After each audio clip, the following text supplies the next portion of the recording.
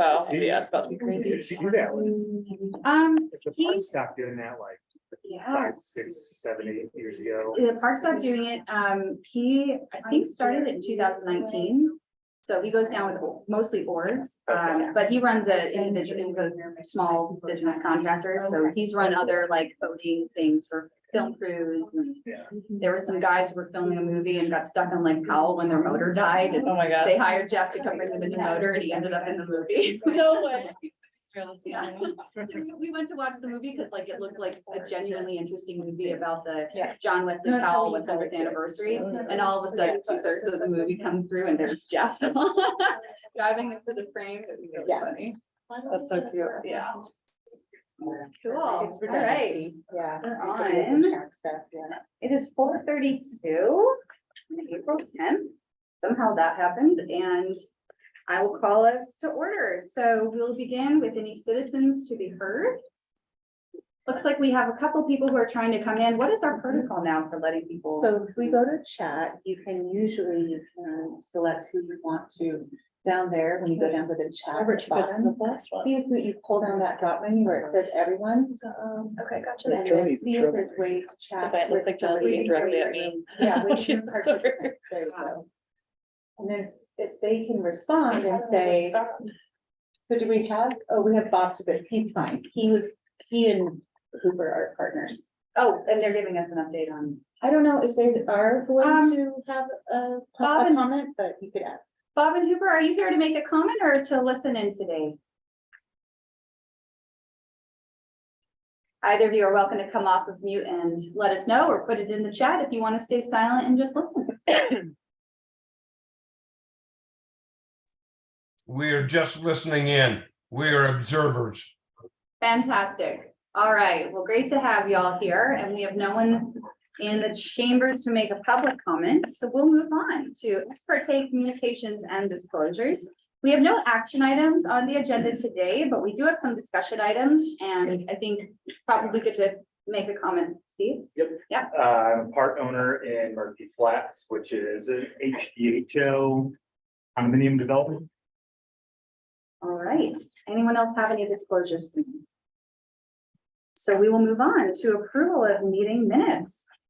And I apologize, Jerry, that I need to ask this question. Is this your first official meeting or would last meeting would have been your first official? Last one would have, so I guess this one is. I just wanted to make sure that that was correctly listed on the absentee list, which it is. I realized I was not aware, so I apologize.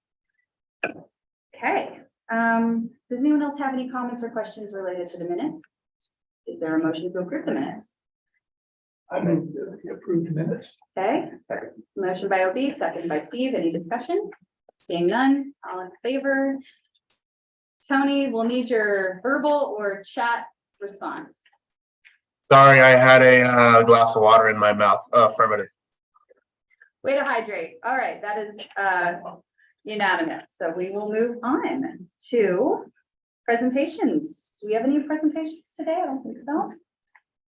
Okay, so Trish, County Commission update. I don't think I really have anything because I mean, it's, you know, what we discussed the other night, you guys are gonna discuss today, so I don't really have. I think, so Elisa presented the priorities that planning and zoning staff had put together based off of our discussions that we had had. And I guess maybe we could just add a little bit of commentary about some of the back and forth on the dais that led to the workshop decision on the 24th tentatively. Do you mind just giving a little context there? Yeah, so that is that is included in our agenda summary for the discussion item. Do we want to move on to those? Yeah, that's fine. We can come back to that. Yeah, I guess. I do talk about the workshop. I think I do. But yeah, I mean, basically, the commission decided that it is a good idea to look at the HGHO program and start revisiting the definitions and rules and regulations. And that I let them know that we had intended to have the discussion on the HGHO at our next planning commission meeting, which is today.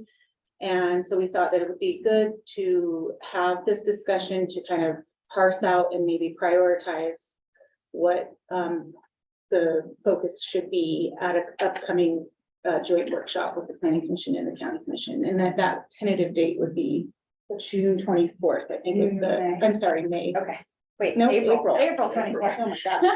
I've been in timeline Yeah. chart thing world for the last hour, so I'm thinking way ahead. But yeah, April 24th is our tentative workshop. So what I'd add, just as an addendum to that is, when we'll talk about this as well, the packet focuses on that HHO and ADH question.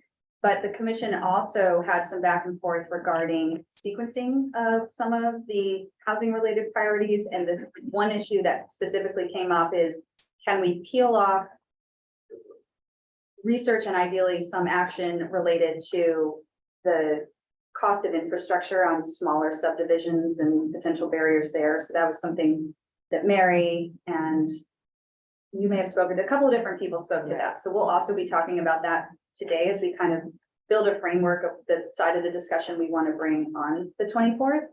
They also raised, like, some of the other comments that came up is water. So I know you have water slated for Q3. We talked about forming a focus subcommittee of planning commissioners, 3 or less, starting to help with some of the research there and setting. So we should probably in future considerations revisit that. Yeah. Because that's something that was specifically raised. I think those are the only items that really received comments. Yeah. Yeah, there was a little discussion on the climate action plan That's right. idea and trying to sync that up with the city's current working on, they're getting a consultant to finish up their sustainability action plan. So, and there's definitely going to be a climate component to that. So we want to make sure to stay on top of that with the city and work with them on, you know, how we can collaborate as a regional effort for the climate action plan. Ultimately, hopefully we can work on that as a county later in the year. But yeah. And I'll just share that as citizens, Steve and I both made comments, and I think we both were quoted and, but just both made comments as citizens. If you have any questions about that, happy to go in more detail. Let's see none. I think let's move on to our future land use plan progress updates, like I always said.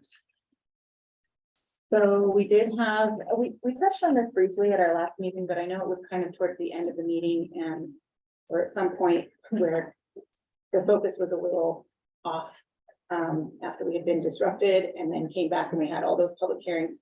So I wanted to just recap on the land use steering committee meeting that we had on March 23rd.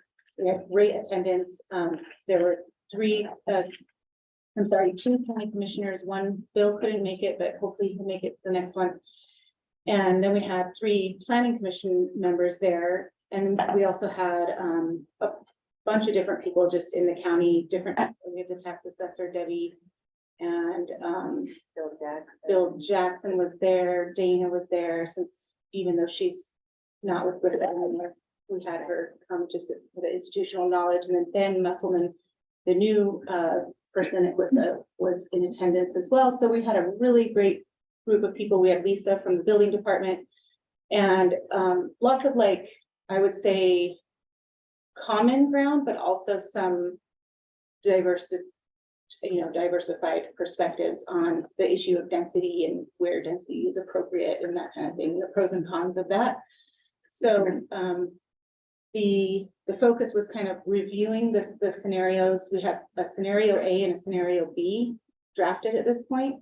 And I wanted to get the group's feedback on what those are looking like so far. And then they went through at the very end of the workshop to kind of develop a third scenario. So we had a big map. We had 2 maps and participants were able to just go around and like put on the map where they thought different land uses should go. So we haven't completely analyzed all of that input yet, but it will be very useful and kind of the same. It was the same exercise that we did at the public workshops back in the fall with just with citizens. So just trying to get as much input on that as possible.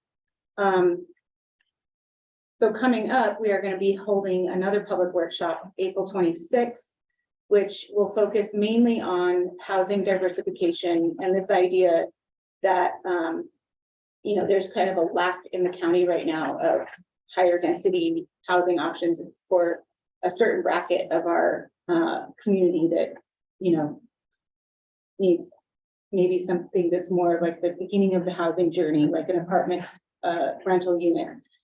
So we're gonna be really focusing on presenting kind of housing typologies and different various levels of density and kind of visual aids, and having people go through and vote on what they think is appropriate in terms of like how high of density do we want to go. So one of the questions we're trying to get at is, you know, it's been proposed to go as high as 45 units per acre. Is that too much? So far with the HDHO, we've capped out at 35 units per acre, and we haven't actually seen that project go in yet, so we don't really know what that looks like in the county anyway. But we want to have some visual presentation of the different densities so that people can kind of get an idea of what that would actually look like on the ground. So that will be April 26th at the Mark, 5:30. I'm hoping you know, most of you guys want to be in attendance. It would be great to have you there.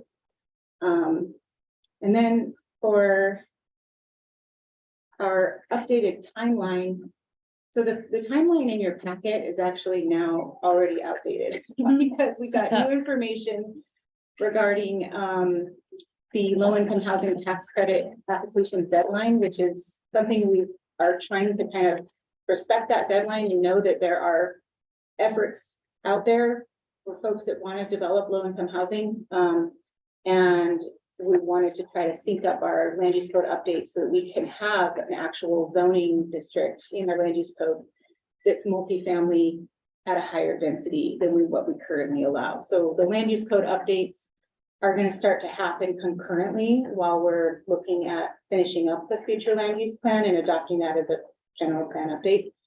But this timeline, unfortunately, has already been updated. I do have it. If I could just grab it really quick and share it with you. While Elisa's grabbing that, so that week, the 24th, we're gonna have the tentative joint workshop on Monday and then this town hall on Wednesday. If for some reason your schedule will only allow you to attend one of the two, could you send an email around to Elisa, letting her know sometime this week? And if we need to stagger, you know, okay, let's have you attend here and you attend here, and that way we could get representation at both. I think that would be excellent. Is the workshop on the 24th going to be at our normal time or during the day? We haven't formally scheduled it. Normally, when we do joint workshops, we do them 2 hours before. That's what I thought, okay. So, but if it's a light agenda, maybe we can do it during. That would be my hope versus the giant block of conversation. Yeah, I don't think we. How far ahead do you normally schedule the time for this? Depends, but I'm hoping, I mean, I don't know who you need to coordinate with the admissions office. Hey. Did somebody come off of mute? On their own computer, like YouTube might be playing something? I just thought. Whew. Oh, there we go. Cool, thank you. I don't know who you're coordinating with in the commission's office, but if we could get that nailed down, Yeah, I would for sure be grateful, and I'm sure. we can reach out to admin tomorrow and get it figured out for sure. Even a week ahead is good for me. Normally, yeah, because we have to notice it, and so you'll see it come out, you know, ahead of time. I would think we could do it at our regular 4 o'clock time because we really didn't have anything else slated for that agenda because of the workshop that's on the 26th. I didn't want to have too much on the 24th. great. So I Yeah. thought we could probably just do it during the 4 o'clock time. If everybody's good with that. 4:30. Okay. Right. I showed up at 4 o'clock for today's meeting. Double checking. Fall. Okay, so back to this timeline. So down at the bottom here, I've added this land use code update column or row, so you can see, we'll be starting to we started to draft those a little bit, but we need to have some more. That's, oh, I see. It's Yeah, so it's Our different in packet. your packet, but this is the one, this is the most recent timeline. Now that we know that the low income housing tax credit application deadline is pushed back into the fall. We actually have a little bit more time, but it didn't change too much. We're still gonna push forward with a land use code update. By May 22nd, we should have that public hearing at the planning commission. And then it would be June 6th at the commission for a public hearing. So that would be happening concurrently while we're continuing the process with the public and getting feedback on the future land use map. Having another steering committee meeting in sometime between the end of May and early June. So that'll be with the group that we had met with on March 23rd. And try to finalize our future land use plan to get ready for adopting that in June, which would be coming to the planning commission on the June 12th. And then ultimately July 5th to the county commission as a public hearing. So I pushed back the hearings for the final adoption of the future land use map, just about a couple weeks or so from the original timeline, but I think that'll give us more time to really get a good final draft of this and make sure we're not pushing the, Yeah. not rushing through it, because it's a big process for sure. So planning commissioners, if you have any scheduled or tentative travel that could interfere with these dates, let's find out as soon as possible and make sure we don't have any quorum issues so we can stay on track. So this will be sent out to us, I assume. I Can can you send out email a it. list form? What's that? The dates, can you just Sure. edit a list form? Yeah, that would be helpful. Thank you. I can do that. I'm sure you're thinking about this, but I want to make sure that we're also planning for public communication. When do we want to get something in the paper, not just as an ad, but can we get you in an article talking about this? Can we even get the visualization out there? Because this is something where what we've seen in the past is it's publicly visible, nobody comes, then somebody shares an update with their neighbor, and then at the end of the hour, people get really freaked out, and I No, I think the agree. more I think assertive. that would be great, yeah, to do like an actual piece in the paper on all of it. Yeah, I think maybe after we get through Public Workshop 1, it would be a good time to do that. And then that could also kind of generate more interest for participation in Public Workshop 2. Yeah, I might do it before the first workshop, but Okay. that's one, I mean, your staff has the expertise to figure that out. That is possible. The other thing,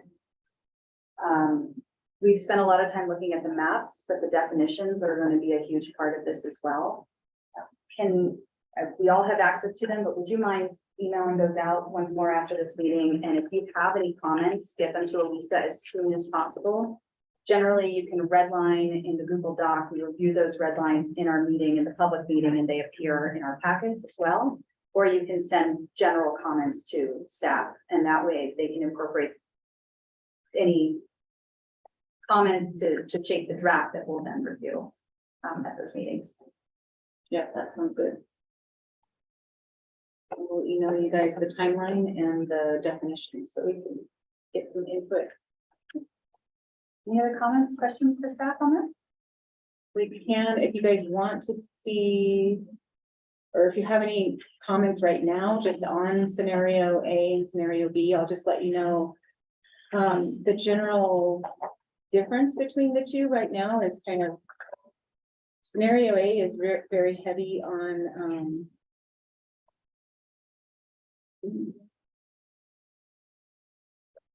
intensifying the density around that Spanish Trail node. So there's kind of an area where, zoom in. I can't zoom in on this for some reason.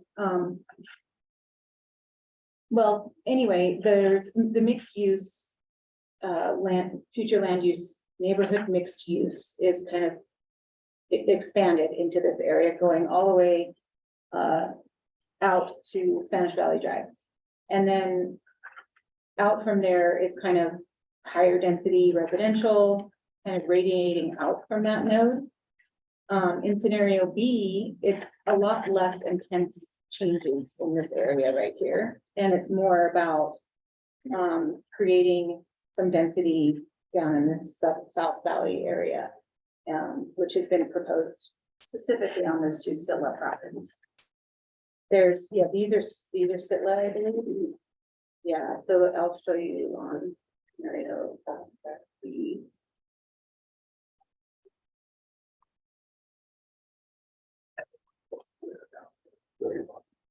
Hey, that's my neighborhood. Yes, it is your neighborhood. There's that little Yep. square at the bottom that's not real clear in B on the thing, but Yeah, so in scenario A, I do intend to actually modify the Sitla parcels, because right now they don't show up as having any land use.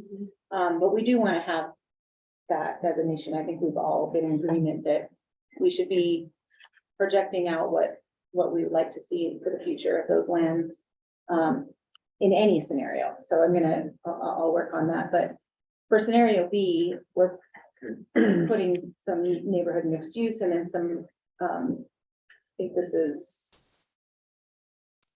medium density, and then we have some higher density down here. This could really be, according to the feedback from the land use steering committee, that they'd like to see maybe this scenario kind of be more built out in terms of proposing more housing down in this area. And this was the idea that, based on the fact that Sitla has that huge project out in San Juan County that may happen. And so it would be kind of like the South Valley connection, connecting to that future development. In our workshops, our public workshops, and even future meetings where we're discussing this, I know I've seen the South Spanish Valley plan. If they have a land use map of what connects to the south of this, I think that would be very helpful. So we're not looking at it in a vacuum. Yeah, I have it on my actually, computer somewhere. we have, I don't know if you saw this. We presented it at the last meeting, but this is the map that we've been working on to kind of provide the regional housing outlook for the next, 1 to 5 years. And then, of course, this is the South Valley community. This might be more like 10 years out or even more. But this is what they're proposing. And I think the peach color is like residential development, and this is all residential development in the yellow. And then the purple, they're calling flex zoning. I don't know if it means kind of mixed use, or they're not really sure what that would be yet. But then the pink area is like, their commercial districts. So they follow those Sitla parcels on the west side of the highway. We only look at the Sitla parcels on the east side there. These are our Sitla parcels. This is the county boundary right here. Right. I was under the impression, I thought that Sitla carried all the way there to the northwest, Right here. on the other side of the highway. Oh, See where it's purple on the bottom left of their Oh. screen? I think that Yeah. it's a combination of BLM and Sitla. okay. Just something to consider as we're exploring that area. Yeah. Well, yeah, this is basically their kind of conceptual plan. Okay. Proposing 3,000 units. I'm just in terms of where the conversation has gone so far, did the land use steering committee have feedback about a map that increased density less or differently than, this is sort of following similar patterns, and I'm just curious if that's something Yeah. your office is considering. So the proposal out in this area here, that light Yellow. green is Light- all, yeah, it's like a light yellow green. That's all being identified right now in this scenario as, This one. we lost full picture. I'll bring that back up. So what we're calling country residential, it's the 5 acre minimum zoning, which we don't, we currently have that as range and grazing. That would be, the range and grazing would be changing to range and resource at 20 acre minimum lot size and 40 acre minimum lot size. So that's what the brown is here. That would be, if we are identifying the future land use for these areas to be a less density zoning, you know, that's definitely gonna be a policy question, whether the county wants to pursue down zoning. But this map does, this scenario does propose decreasing density in some of these areas where there's already very large lots. Tricia, is that something you could raise at the next meeting or one of the future meetings to get some input? Because my fear is if that is something that the majority of the commission is interested in exploring and we don't explore it at this phase, this will turn into one of those scenarios where we take it through the planning process, it hits the commission and then it stalls or it goes through even more planning and it's prolongs the time and the spend of the county and so on. Down zoning. Just, yeah, I mean, because I've heard that a couple commissioners have floated that in some public meetings and Yeah. by looking at these scenarios, if there are, you know, broad strokes of a third scenario that they would like included for public comment so that we can make sure our planning recommendation is the most viable recommendation, I think that would be helpful. Thank you. Anybody else have questions or comments on the draft scenarios that we've got so far?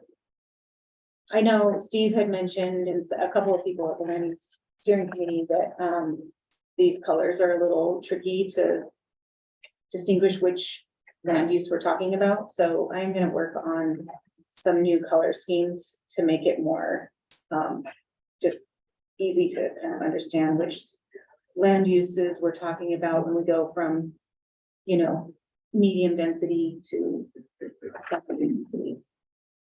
When it's set up to probably have it kind of done like that. Mm-hmm.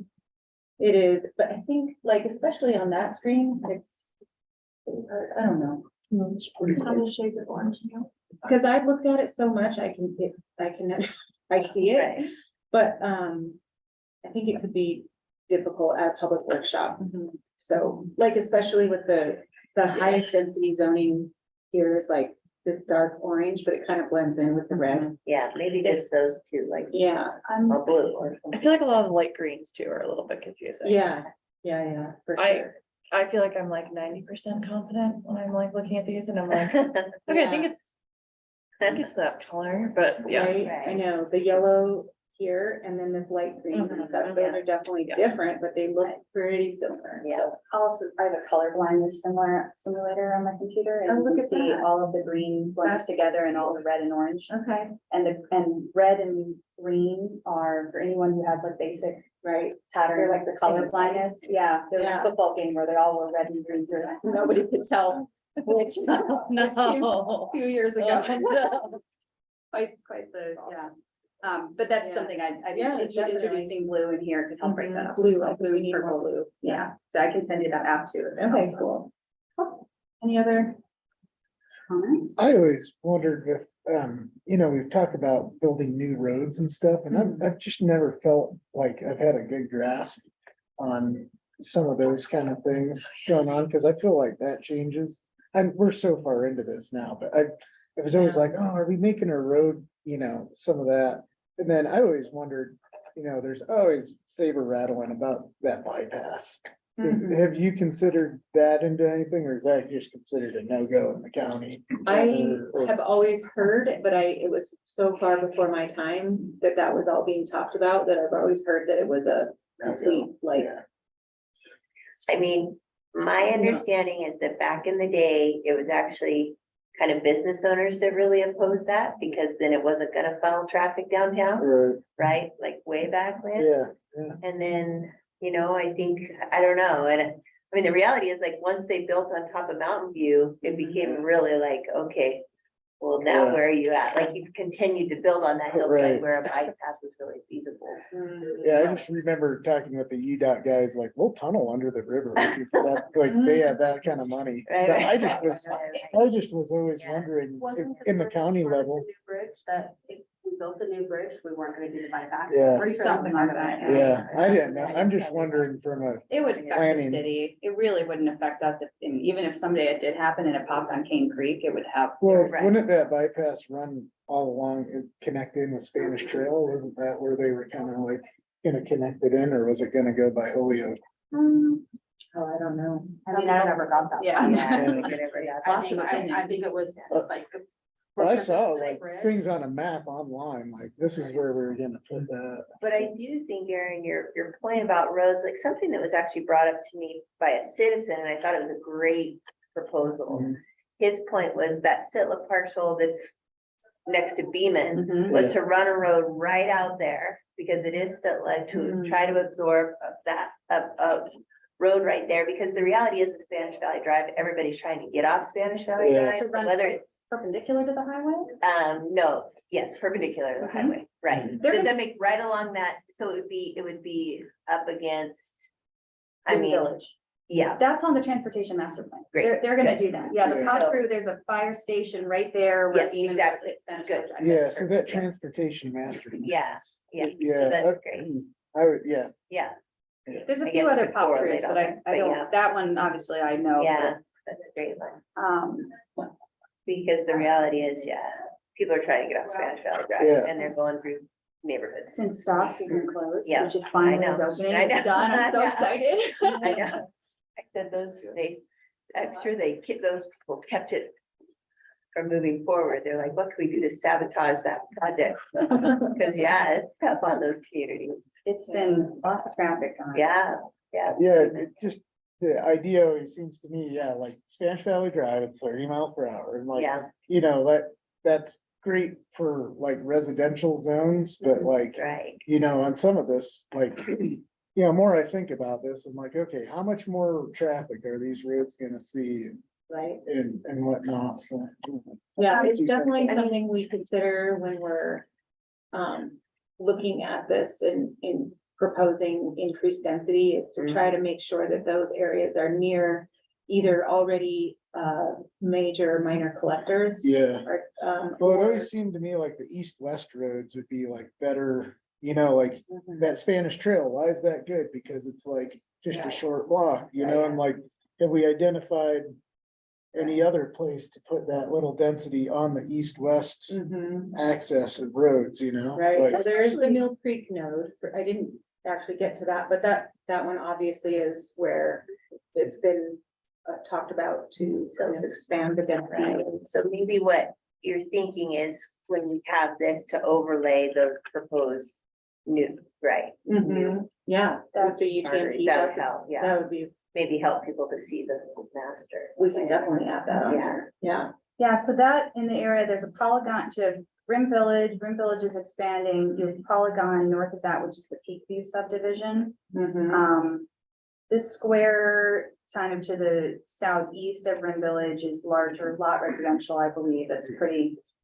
Oh, yeah. Existing character and I think has protected covenants, so, you know, which is gonna be the reality for many of these.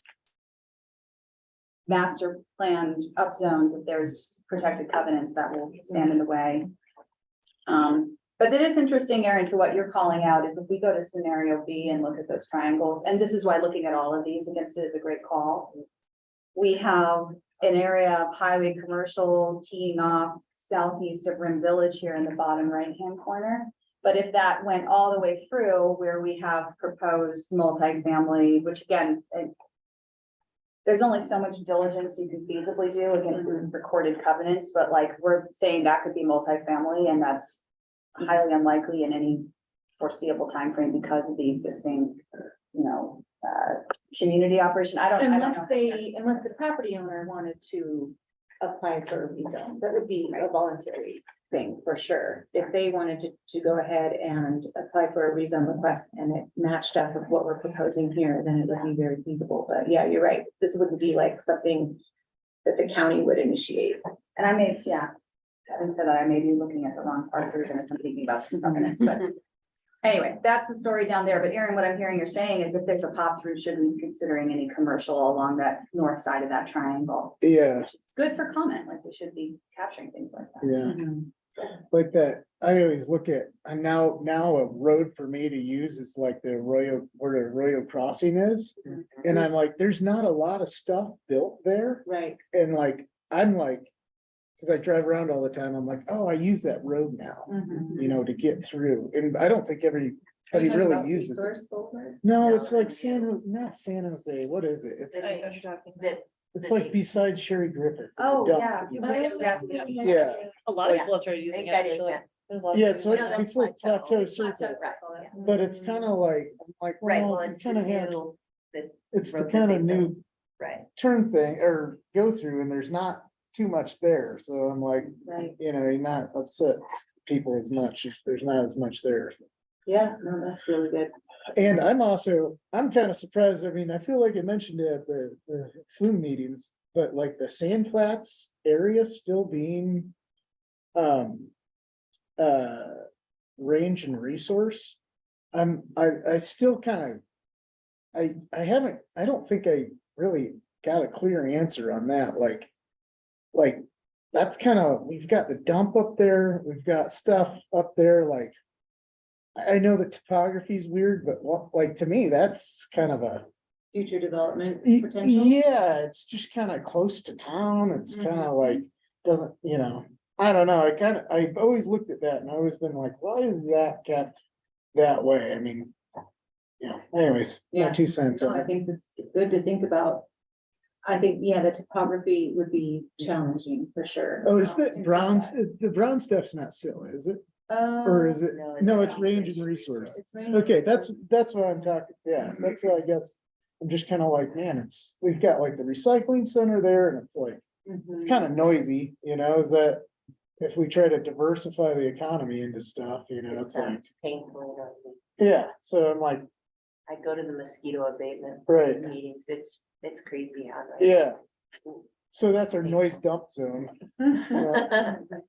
more industrial, I don't know. Yeah, maybe some industrial. Yeah, yeah. Right. You got Light it, industrial. you made a really good point. Yeah. about it being close Light to town. industrial, Yeah, that's great, that's a great Could idea. be good for that. That is a great idea, Yeah. because we definitely are lacking that. That's good. Anyone else? So Trish is going to raise the question of just general trade-offs, strategy of options there to get some feedback. It would be great if you could raise that at your next meeting, just to keep us kind of, keep that input in the process. We're gonna talk about some kind of public outreach, newspaper or something for these workshops. Try us. Any other takeaways on this? I only have one, and this, I'm not advocating this, but I think when we did the HDHO. One thing, you know, of course, people were interested in vehicle miles traveled, so get this stuff up to the north where you have town, but the other chicken thing to say is. Yeah, but if you put it in these less dense zones that haven't been built up, then you don't have neighbors who don't move, you know, that people will have to move in next to 35 units per acre. And they, at that point, won't say, well, I didn't know this was gonna happen. So that was the other thing that actually got discussed during HDHO. I don't think people followed that, but it's a chicken way out too. That is actually something that was brought up at the land use steering committee too. That kind of idea was the upside to putting some of the density down towards the southern part of the county, where there's just not a lot of development down there. I mean, there are some neighbors, but if you could identify some parcels that don't have a lot of surrounding neighbors that are large and could still be developed in that way, and it wouldn't impact, that is something that.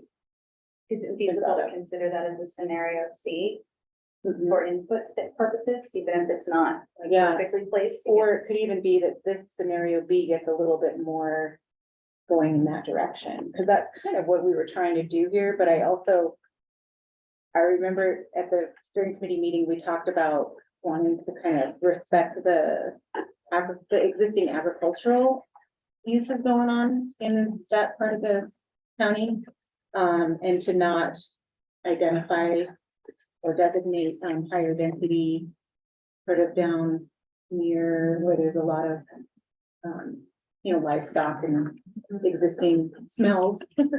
And so, but, you know, I was surprised to hear, I think it came from Trish that, I think, maybe I could be wrong, Trish, but that, maybe we shouldn't be so concerned about that because we're talking 20, 30, 50 years in the future and how, you know, do we need to be planning around the existing livestock that, is that I mean, you would think it is kind of a conflict of land uses if you're trying to build housing. I don't know. So that's just something to be thinking about. I mean, I will tell you that, you know, if you guys kind of go back to that one development that would have been right near Sorensen's, right? It was across the Right. street, just Yeah. south of Sorensen. That's very clear. There was a lot of public pushback on that, of Yes. the community pushback, but I will state, and obviously this is not backed by their response, I would think they would be more receptive if they knew it was workforce housing. I mean, I think a lot of the pushback was they were gonna sell, you know, 0.12 acre lots for 150,000, you know, that, I think that a lot of that pushback came from that Right. this isn't doing anything for us and Mhm. we're giving up that density. Mhm. Where it might not be the case with, you know, workforce, HDHO Right. type of density. And that's the context where I've heard members of the commission state interest in downzoning, not that that would be a priority in of itself, but rather instead of putting the high density on the map and letting it just go out into our neighborhoods, are there areas where, and is it even feasible to say, we believe this could be at this density, but under these circumstances, more related to HDHO style planning? That gets very complicated, but that is something I've heard a few commissioners communicate as a strategy they would be curious in seeing the county follow. Not, just to be clear. You're saying like in like, oh, if we want to do deed restrictions, bam, you get the upzone instantly. I mean, I think that's, kind of yeah, the simplification of it, you know, for example, you have a property that today is, you know, 1 unit breaker. Yeah. And is there some calculation or some gradation of if 50% of units built were to be deed restricted, or if there's some other means, you know, serving the local population, then it can go to 4 units per acre. And if 80% Yeah. were to be deed restricted to the workforce or local housing, then it would be 8 units per acre. And is there a way, because I think the thinking that I've heard communicated is that we don't know what the future needs are, and we also don't know which incentives are most likely to generate housing. Right. And we know the more higher density that is used to build second homes or homes that are not directly supporting our workforce, the harder it becomes to build homes that do. So that's the trade-off that I've heard communicated. Right, I was thinking kind of the bargain you could do, like the developers were saying, hey, we take a lot of risk when we buy a place and then it doesn't get upsell. And I'm like, is the compromise in here to be like, okay, if it's on the future land use map and you do this, if you're willing to do that, is that in the pipeline, or is that what you guys To thinking? incentivize. Well, to the- be like, take the legislative process, I know that's a Yeah. touchy one, but it's like, that's what the developers were saying, be like, okay, we'll give you that. But Yeah. you that's- gotta give us workforce housing, but you'll get it without the risk. You For all know, intents and purposes, Yeah. that's what the strategy Right. would be, that some commissioners have communicated. Make it explicit in the Right. future land use map, make it clear where that leveling is, and allow the developer to say, this is where I can find that cost balance and know exactly what that planning is returning. So are So we this is where I putting- think getting input from the commission would be helpful, because it's definitely something we're applying to, of like, how many, to what extent that is the opinion of. Yeah. so are we putting that, when we do this map, is it gonna come with those kind of It's gonna, ideas? I or- think it'll actually, well, it'll be discussed in the chapter for the land use Okay, element of the general plan that ties into this, but it will be implemented in the land use code itself. So it'll okay, be a density bonusing, program, basically, in the land use code, and it'll be kind of like an Tied to baked in HD. the different multifamily, districts that are, we decide which, you know, whatever levels those are gonna be, Right. 18, 35, maybe up to 45, if it's like Yeah. low income housing. Right, Yeah, okay, it would be all based on the incentives and density bonus kind of structure. okay. I don't think any of those have been explicitly discussed so far. I haven't seen any. rating, like what would those? We have those in the future land use designations and the most up-to-date version of the land use designations. But each individual definition is a singular this to Oh, that. we have not, no, we haven't gone and designed what the actual density bonus or Okay. what the incentive would be and what the requirement would be for the workforce housing element or any of that. And that was actually something that was in the scope of work for BAE to help us on, to get us like the economics behind it and figure out, kind of help us design that incentive bonus structure. Yeah. So do you know of any communities that are in anywhere, any way, shape or form similar to us where they have stuff like that that actually works? Some examples we could use. I know that there's some out there. I mean, the density bonusing structure is definitely one of those. It's been used and implemented all over. And now it's even more popular, I think, well, because of, for Utah's, you can't require any kind of deed restriction or affordable housing without an incentive, based on the last legislative update, so. I Yeah, just wondered, looking at some of the things that are out there and actually working, we Yeah, might that'd be see, great. you know, That what would be- seems. Well, to be- they on the indeed. next. Yeah, I talked with their people over there. We modeled our things. I think Sorry, where? Zachariah Levine modeled it off of Vale. I Oh, think it's Vale. Vale indeed, Yeah. and then also off of Park City. Park City is- So like, I've kind of talked to people and they were just saying, they gave little pointers, so they are open to give a phone call and they'll tell you all about it. Mhm. They kind of got me up to speed on the idea. And then the second part was after it's written, what do the people generally build? Right, what Yeah, those actually are- worked? those That are was definitely really things more we what have my to- question. Be looking into for sure. We haven't gotten to the point where we're designing that yet. We're just Yeah. kind of focusing on the physical location on the map of where density could be appropriate, but we do need to get into that because that's gonna be part of the, well, basically those land use code updates that I talked about, that needs to be figured out by that time. So soon. Can I ask a just tangent question off of that really quick? Are there communities, I always hear when we talk about comparison communities who are doing things well, names of communities that have a significantly different socioeconomic breakdown in their communities than we do? Are there any communities that are more similar to us in that way that we could look to? You mean it's besides like Park City and Vale? Is that what you're saying? Yeah, because like it's always like Yeah. Sedona, Park City Yeah. and Vale, and those all, the median income for those communities is Right. It's completely. enormously higher than ours, Mhm. and just the general vibe and everything about those Sure. places are very different, so I was Yeah. just curious. Oh, Do you yeah. have any other I'm sure there. communities that are there not would be. quite so? Yeah, we will Yeah. surely look into it, yeah. Yeah. There's some interesting, this is at a larger scale, but Arlington, Virginia has started to explore some very interesting planning patterns. South Bend is another larger South city. Bend has been started, yeah. Yeah, there's a few like slightly larger cities even, and I realize this carries a lot of weight, but like Portland is kind of pressing forward with some innovative planning policy, but I'd say in the last couple of years, the sort of status quo of the planning, those is Mhm. starting to fundamentally change, and there's not a lot of examples of this in many large part because most communities have not grappled with their housing constraints, which is why a lot of these communities are so far tipped. We have the benefit of being earlier in our journey to hopefully reduce some of the feedback effects that Vale and Park City have already spun out of control on. So, Sorry, I had to take a no, turn. that's a good question. No. We have some major research to do. And I do have another question about the map whenever we move on to more. Go for it. I'm sick of scenario B and noticing, and this is like, maybe again, if it's too specific, you can say like, let's talk about this at the workshop, but on King Creek, Mhm. that's all on scenario B, range and resource.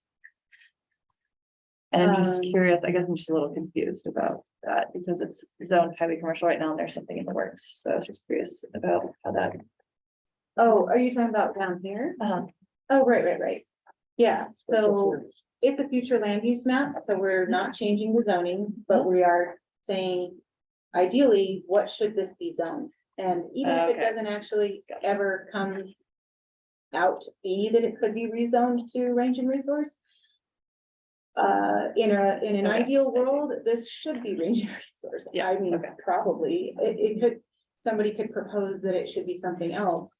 Maybe it should be, residential in some other way, but yeah, right now it's zoned highway commercial, Yeah. which is definitely a mistake. Yeah. I think everybody recognizes that. But somehow it got zoned that way back in the day, and now There's we're your kind of stuck with bypass. it. And there is a development proposed out here, they're in process, they have a lot of work to do, to get through all their hurdles, but Thank you Yeah. to Phil. Well, they're also trying to develop up on that belt. So they're trying, I know they've approached Rocky Mountain Power about burying those, they're massive power lines, Mhm. putting those underground. I know that because I spoke with Rocky Mountain Power about that. So they want to put it on the bench too. Bench and the fill. Yeah, we're just, yeah. I think the main thing why I say that it highway commercial zoning is inconsistent with this area is mainly because of the road. I mean, it's a tiny road. It was never meant for being like, all of our other highway commercial zoning is on our main arterial. And that's what highway commercial zoning is meant for. So I think that's just kind of the truth. Thank you. I've heard the BLM say that road gets more traffic on 313. You're probably right. OHVs. Tony? Yeah, I would like to share a bit of information, but first disclose that I work with this landowner during my day job as the river administrator. But I also wanted to let you know that another reason we're thinking about ways we might consider the appropriate zoning of these parcels, the flood hazard area in this area is not typically a commercial zoning is not typically applied to parcels this close or within the flood hazard area, is what I'm Yeah. trying to say. Good point. That's another reason, yes. Well, sorry, I didn't mean to take us down another rabbit hole, just was curious. No. Thank you for clarifying. For the workshops, are we gonna see a version of this map that includes the 313 interchange in Thompson? So I wanted to leave Thompson in that area for a future time. So basically, I'm thinking we need to tackle the valley and just focus on that.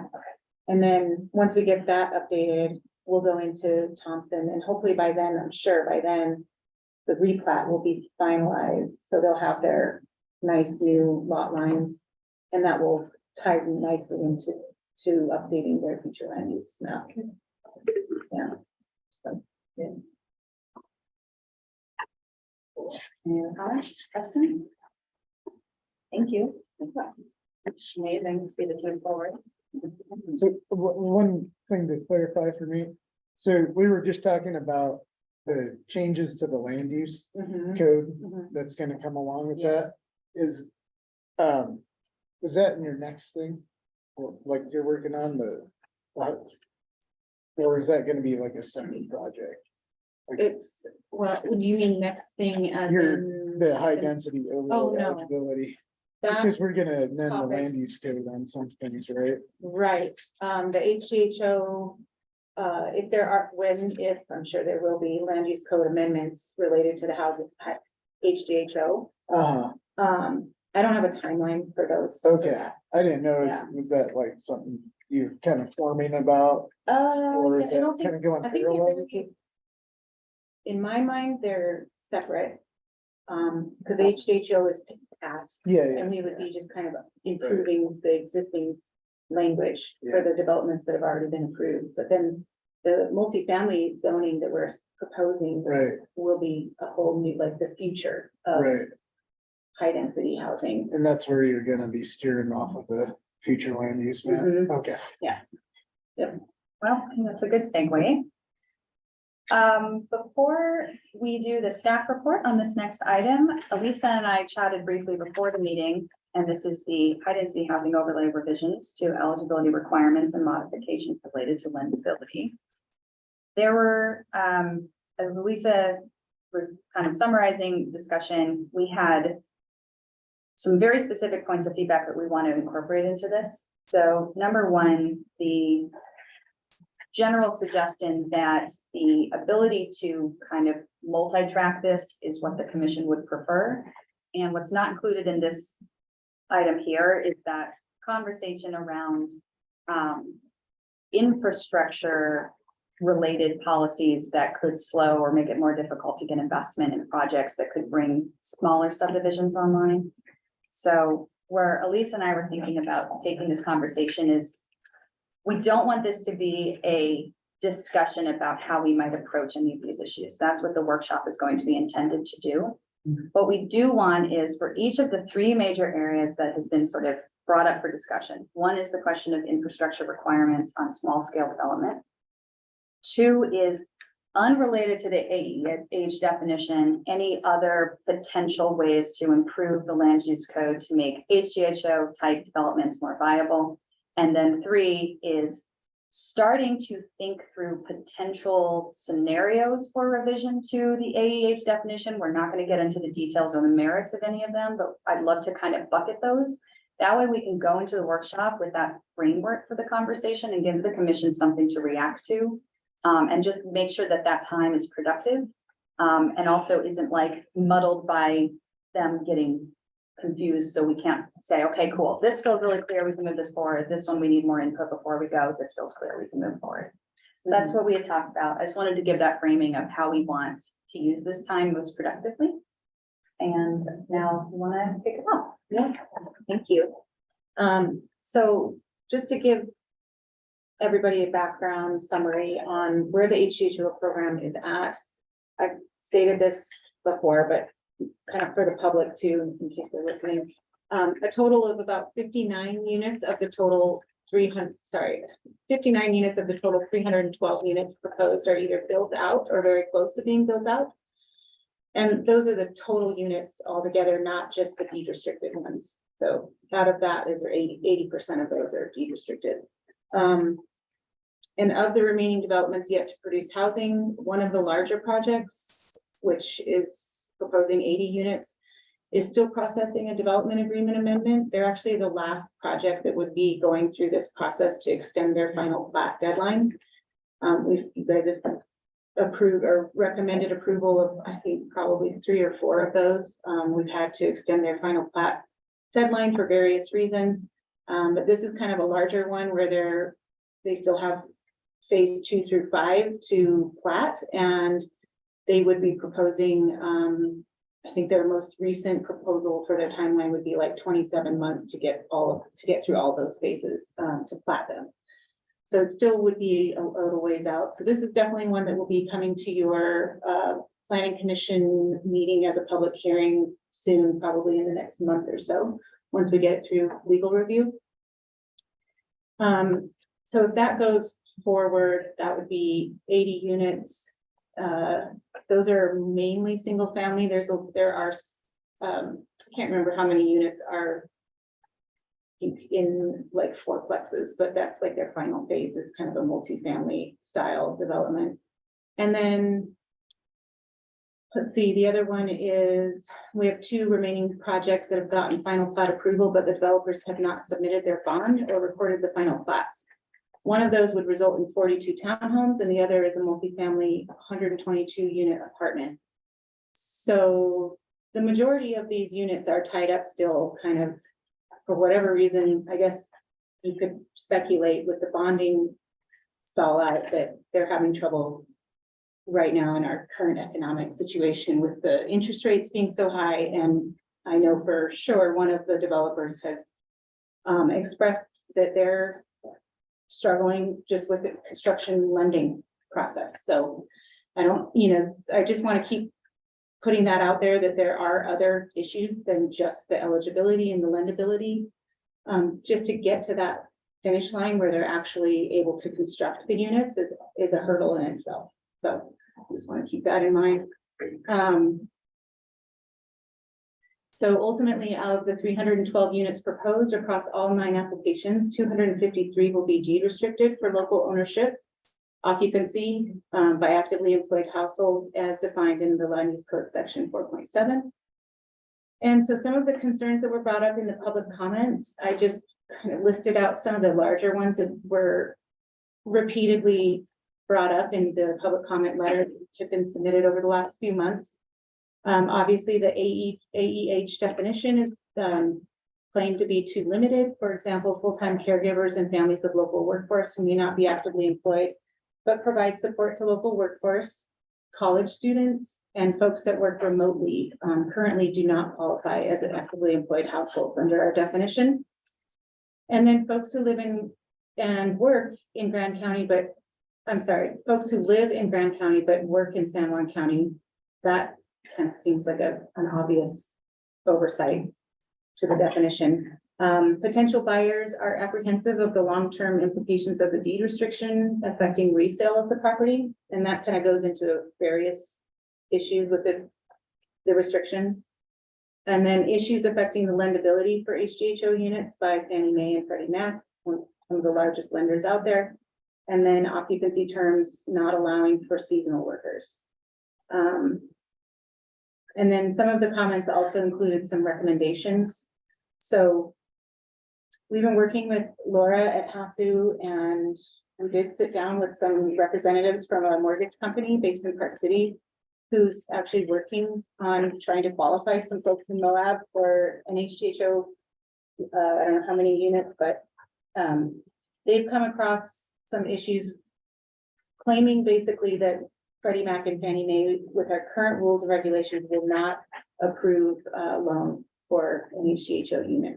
So one of the things that they brought up was including this language in our rules and regulations that would have to do with basically providing an out in case that the unit was not able to sell, in a certain amount of time. And in the example that they gave us, that was, I think it was Park City or Summit County, the time frame was a lot less than 3 years. I think it was only like maybe 3 months to have it sit on the market. So the example that we provided is something more around the range of 3 years, but that would definitely be something to discuss. And then the other thing we would have to find out is if the county would even be willing or able to have the option to purchase the unit if it couldn't be sold to a qualified buyer. So that would be a completely like novel idea of how to resolve this. And so this is kind of the first time we've talked about this possible route. So that's something to be thinking about. And I don't know, Emily, if we want to get into like, just kind of, I could go over all of these and then we could start ranking them based on sort of priority for the workshop. Did everyone have a chance to read through the packet? So we all feel pretty comfortable with what's in it. And I want to make sure on the last one you talked about, you could then sell the house to somebody who wasn't a resident, let's say of Grand County even, but the person who lives in the house is still going to have to be a qualified household. Is that right? I think so. I think that's how we set it up. Ultimately, yeah, if if the unit couldn't be sold within 3 years, this is hypothetical, then the first thing that would happen would be that the county would have the first right of refusal. So an option to buy the unit before anybody else could buy it. And then the county could decide if they want to put it back out, if they can find a qualified buyer, or decide to sell to a non-qualified buyer. But I don't actually, that's a really good question, OB. I don't know if we have the language in there right now, if it would still need to be occupied by an actively employed household. I think that's how the city handles that. Is the occupancy. The occupancy remains the same. Okay, that would make sense, yeah. So the purpose of having a joint workshop is to ensure that the planning commission is going down the road of viable recommendations, viability being both likely to succeed on merits and also likely to succeed by the county commission, essentially. I mean, a recommendation that we think the county commission would not have to fundamentally rework when it reached them. So I would say at this point, us ranking these options is probably not the best use of our time, since that's what we'll be doing in the workshop. What I would like to make sure is that there's nothing not on this list that should be, that could be considered, or anything on this list that just isn't viable. So, Yeah, I can, it's So were there any other concerns? I think the mortgage issue is a big issue. a big one, If you can't get a loan here, there's no way, I mean, might as well not even go, right? right? So my question related to that is, were there any other concerns from the lenders other than the time limit? I think that was the big one. I think that was just the, right, Chrissy? I mean, I think that, But yeah, there was just Ultimately- that section of wording that they Right. were concerned with. uh-huh, With that thought in mind, though, the ones that have been built have had mortgages, correct? They've been able to get financing? Or I not? believe so. I don't have the stats on that. If we had Laura here, we could find out, but there is gonna be some, we do need to find out some background Yeah. on the HDHO units that are already occupied. And the How did they do it? How were they successful? financing for that? Yeah, true. can we explicitly add that to the staff report for the workshop? Mhm. There's a few specific scenarios I know Steve, you've raised, which is, have they been purchased by employers or a single employer versus individuals? There's a limit. Maybe this is just a condo development, maybe this is broader, about how many of those units can fall into that category versus sold. It's into- certainly specific to condominium Okay. projects, and I think part of that might need to be a part of a different discussion when we get into like this multifamily versus single family and where do condos lie in between there. So I think that'd be appropriate to table, but very important, I think, to go over. So bullet F under ownership or general, like where do condos lie in this spectrum? Probably. Because I do think that what he was speaking of was specifically related to condominiums, not houses. Yeah. Is my understanding from that meeting that we had with the lender. Oh, I thought it had only to do with condos. I didn't realize it was all of them. okay. And that's We the need way to- I took we that need whole to meeting. So if that was confirm based on housing, I actually discredit a lot of what he said because I just don't think it's true. But condos, I was willing to listen to it. Right, because I know there, and I haven't had a chance to really dig into this, but I know that what I had understood, and I thought I've heard from the previous attorney, was that the amended rules and regulations addressed some of the lendability issues. Exactly. And that, so I don't know, like, how far it went, or what type of units. Yeah, and I think it was specific to housing or houses, like single family unit houses versus a condo. And I think that that's where the language was specific when we were having that conversation. I mean, That would be really huge. to one thing get that's not make sure represented that- here is if we believe that the law does what we think it does, and the rules and regulations don't make that clear, updating the rules and regulations to reflect the previous county attorney's interpretation, so long as that maintains to be the county's interpretation, seems like it would be helpful. Right. Because some of the back and forth at the meeting last week, and then, letters that have been sent. If the situation is, I'm eligible when I buy the house, I lose my job and I have to leave my house and rent it to someone. That doesn't make any sense. So I think that needs to be explicit if that's something that is causing people to feel uncomfortable buying a home.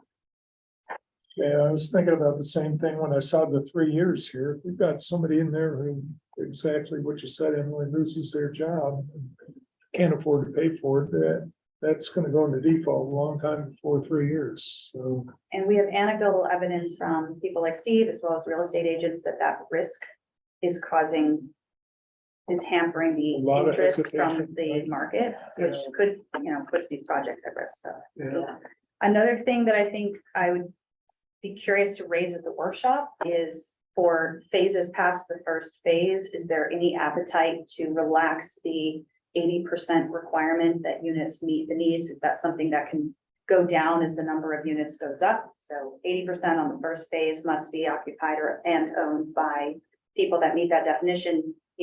At the next phase, does that drop to, or the next percentage of homes, could that drop to 75 or 60? And would that even make it, more viable for the existing developments? Do we think that would encourage developers to hold off till later waves when they can they are required to maintain that ratio of 80% at every single phase. They can't just build all the homes that are gonna be sold on the secondary market first and then build so it would, encourage the build out of these projects and not the, So basically, be on a project by project Yeah. basis. Yeah, I think that makes sense. Actually, that'd be good incentive to keep it moving, wouldn't Also, have we gotten a second or third opinion from anybody other than these folks in Park City that Laura has been working with?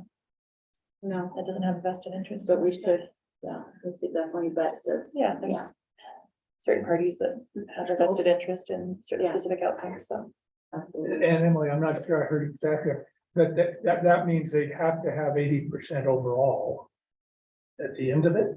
Or Well, are you that's another saying possibility, they too. only need, yeah, I don't know. I mean, I'm throwing an idea out there that could be open for discussion. If the appetite is not there to change the definition of actively employed household, is there incentive as more and more and more of the units in a development are built to potentially relax that, knowing that it would have to go down?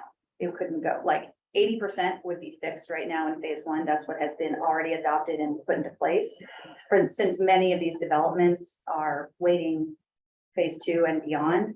And I don't know what the commission's appetite for that would be, and I do not know whether or not that is viable. I'm just putting it as a table as a potential option forward.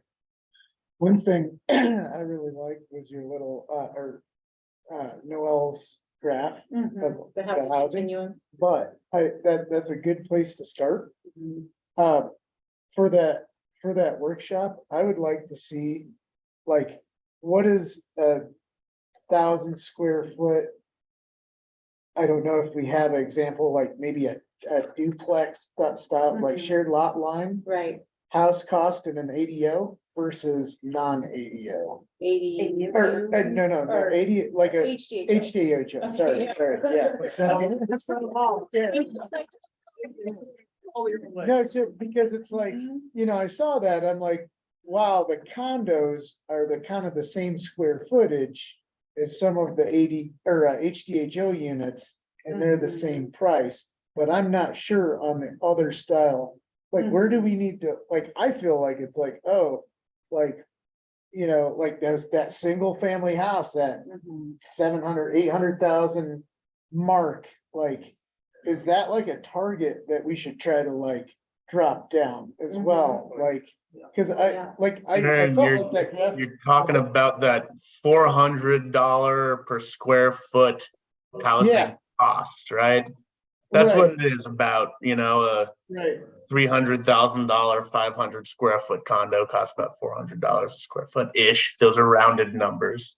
well, this would give us an example if the 80 or HDHO is actually Right. working in certain things. Yeah, so we do wanna, we've been trying to track down the, it's kind of tricky trying to find sale prices for Right. sometimes for units that have already been sold.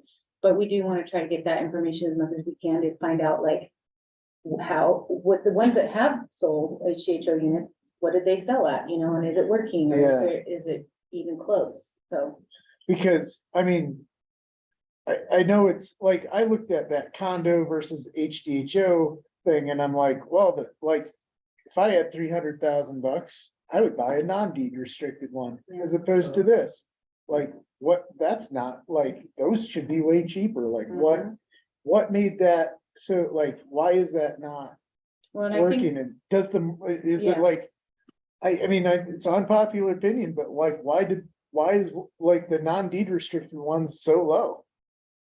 Like, yeah, we should do some comparisons for that. Yeah. Definitely. the other thing though, Aaron, is the housing market's a dynamic market, right? Oh, It's yeah, constantly exactly. Change. The more of these units that are built, you'd expect that to put pricing pressure on the market too. Yeah. And we're going into a housing market now that's headed in a downward direction, which we haven't seen in a long time. Right. So, I would expect things to level off here at some point. And and with these coming back on, start to go in the downward direction. Mhm. Now, that's that's good and that's bad, The right? market here since I've been here has never leveled off. Yeah. It's Yeah, always- we've never felt a bubble once. That's why Not we're followed at any- $600 and $800 a square I, foot. s- Oh, so Yeah. I've heard that from a lot I of. mean, I see But real then estate lines, have we ever seen developments this size coming in before? yeah, And it would Not- only put pressure on that size home, right, the smaller homes. But There are a lot of units out there that are already approved, like as we have on that community or the regional housing outlook map Wow. that show, hundreds of units coming online in the next year or so that have already been approved by the city and the county. So we're looking at the regional housing market, and I think it is gonna. it should, in theory, it should Yeah. put pressure on it. yeah. One thing that, I don't know if the commission is already doing this, but, the state limits our options for this type of problem to free market solutions. If we're not seeing the reaction from the market of massively increasing density Yeah. and the incentive of 20% units can be sold in the secondary market, we know that there is demand to get into our market and it's still not happening. What additional conversations are we having with our lawmakers at the state level to say, we got awards as a county for finding just market solutions to a universal problem. And we are not seeing these results. And the recommendations that we're hearing from developers is, well, relax the ability, and I just want to, put it out there, either we've heard people say, just get rid of the deed restrictions altogether, or relax the definition. I mean, I think if the goal is that communities need homes that allow our workforce to sustainably live in the communities where they work, what is the appetite of the lawmakers to potentially see this as an option to innovate at the state level? Because I think this is maybe an open conversation that would be good to happen now, months ahead of the next legislative session. So, So Emily, there's something I don't understand about what you just said. If one of the arguments is to remove the deed restrictions. So how would that benefit things in a way that it would reduce price? oh, well, I'll just be clear and say, I don't think that that's the direction we should go. But what is being framed there, which is not just a Grand County proposal, this is, Right? the people who see the free market as, work within the tools to address market inefficiencies through policies so that the market produces the intended results of protecting the spectrum of locals. There are other people who would make the free market solution of build, eventually you'll build enough that the price will go down. I would say if we're offering the opportunity to build for locals and the price isn't going down, it's going up, that to me sort of negates the logic of that argument, especially given water and land constraints and the fact that people who are most able to buy into markets with those dynamics tend to be people with the means to do so, which crowds out the supply, in addition to, there's always the volatility of risk behind it for the people who don't have those means. So economically speaking, in our particular scenario, I don't see that as a viable argument, but this is where you get, Senator Lee has proposed legislation that would enable anyone to build on public lands, build. Eventually will bring the price down. I think my opinion on the matter is pretty clear, but I'm sure you can find other opinions in town if you want another opinion. If I were a developer and I could sell $500,000 units, I wouldn't price them at $250,000 unless you made me. Yeah, Yeah, it's the classic Yeah. bigger backpack problem too. yeah, sell them at what the market will bear. Yeah, and that's, the justification. So let's do this. Like I said, there's kind of three buckets that I'd like us to have the ability to go into the workshop with a framework for discussion that the commissioners can respond to. What is this very official title? I can never- Strategic Development Director. So the strategic development director did make a comment at the last commission meeting, reminding everyone in attendance that for the commission to for the county commission to entertain something, it must pass by state law, pass through planning and zoning. So I want to make sure that we are getting the clarity and the precision from the county commissions as much as possible so that we can move fast. But I'd like to go into this workshop with a little bit of a framework about what we see based off the public comments so far as potential directions forward. So there's this bucket of, we haven't talked about this yet, but like questions around infrastructure. We've heard a lot of comments about that. That's something the commission directed us to specifically look at. We have this question of non-definition related items, which is really what we focused on so far. So I want to make sure if anything else should be on this list, that it is. And then finally, rather than discuss the merits of certain individuals getting or not getting included in the definition, I'd love if we could just kind of talk about like, if null is, it stays exactly how it is, and 5 is, there's no definition, everyone can buy. Like, what are some of the options in between that we could put on the table to discuss the trade-offs between them, as opposed to just the blanket yes or no? Do we feel comfortable with that being a good framework to go into this with?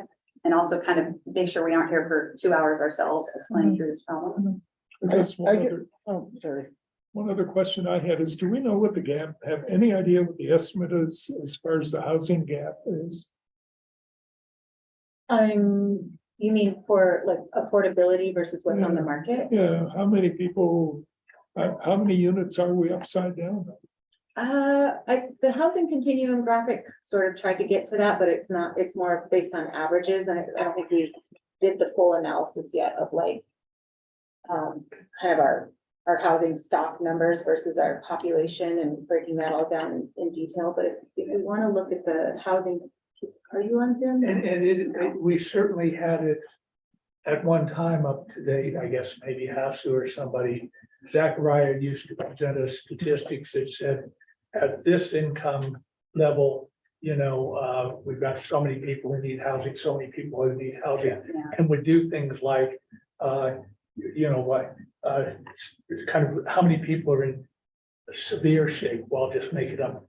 A certain, maybe 40% or 45% of their income would have to go to housing, how much at 35. So we used to have those up to date. Yeah, and was it two Yeah, thousand you nineteen, can- the original BAE report was done? I think, because that includes, It could be. and that would include, and that's available online, but Elisa can send you a copy. It even went so far as to show what the average wages in our county. Yeah. A couple where the one partner was a teacher and the other partner was a firefighter could afford one of the 400 homes that were sold in the valley that year. Like, it's really, and it's only gotten more. Guys, I Google it every single day. There are, all right, there are 5 condominium units for sale in Moab right now that a median income family in Grant County can afford. That's it. Wow. Yeah. And that's already kind of high. That's not like your target 28% gross. That's like, that's gonna be a steep interest rate, and they're probably gonna pay PMI. But those are like, who can you get who's gonna get a pre-qual letter? There are 5 pieces of inventory on the market. The median income in Grand County is $51,000 a year. The median home price in Grand County is, Google it, What, I think it's a family of 4. What is it, Tony, what's the census? 51,000 a year. That's the 2021 census. that's Or households or individuals? Household. Yeah, that's what I thought. That there's more nuance to that. Depending on if you're looking at HUD or USDA. Yeah. If folks are curious, We I have a mean, breakdown of that too. Steve, the HUD cap for a property that you can buy from USDA is $235,000. That's the absolute maximum you can get a 0 interest USDA loan for. I know that, I've checked. So we're just like that, there's that poof. And Tony, I think this, the data we were talking about was actually kind of this thought of how many houses do you have to build? So like when HDHO went out and they said, well, 300's the limit, you'd actually have some sense of what that might have done if those came on market. Of course, it haven't all come on market. It was trying to get a sense of what would we have to do planning to get enough homes on the market that were affordable. And then, of course, the state took away affordability as an answer. So anyway, Different levels of that. that old report would probably give us some sense. Although it's probably worse. I think some of them are just so obvious to change, but there's. Yeah, that's what I was, how many homes would have to be. Yes. And it was all at different kinds of levels of income. Like the first one. Is really obvious. Right. Mistake. Yeah. All right, so what I was just asking Lisa is, would it be helpful for her office if we had any input into the trade-offs in any one of these items here in the discussion, largely under ownership, not looking at definition yet? And we're gonna come back around to the infrastructure question. Elisa pointed out that some of these seem very, very straightforward and obvious, that the sort of argument against them would be hard to reach. Number one, for example, remove the limitation of developers and investors having to be qualified as a local entity. Developers of HDHO projects should be able to seek funding outside of Grand County. Once the lot or finished units are ready to be sold individually, that is when the deed restriction kicks in. The argument against this that people would make is that institutional investors in homes and large-scale rental, companies could buy enough homes to still manipulate the market and inflate rental costs. Like, that would be the argument that would be made of people who didn't want to go this path forward.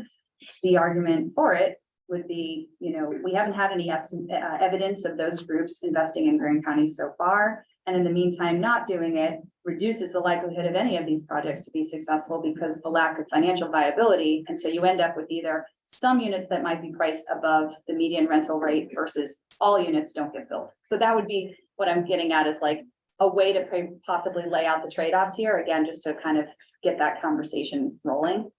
Are there any others of these that you see clear trade-offs or could kind of make the case one way or another that we could use to frame the argument, or anything that's missing from this list that should be there?